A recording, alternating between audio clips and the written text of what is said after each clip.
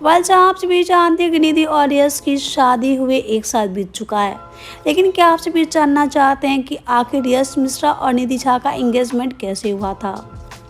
तो आप सब देखना चाहते हैं तो हमारे इस वीडियो में लास्ट तक बने रहें। तो चलिए बिना देरी के हम आप सभी को निधि यश का एंगेजमेंट का वीडियो दिखा देते हैं।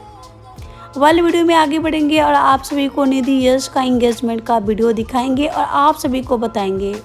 लेकिन वीडियो को लाइक और सब्सक्राइब नहीं किए हैं तो पहले से लाइक और सब्सक्राइब कर ले। तो ये रहा निधि झा और यश मिश्रा का एंगेजमेंट वीडियो। तो आप सब खुद देख लीजिए यश निधि का एंगेजमेंट कैसे हुआ था।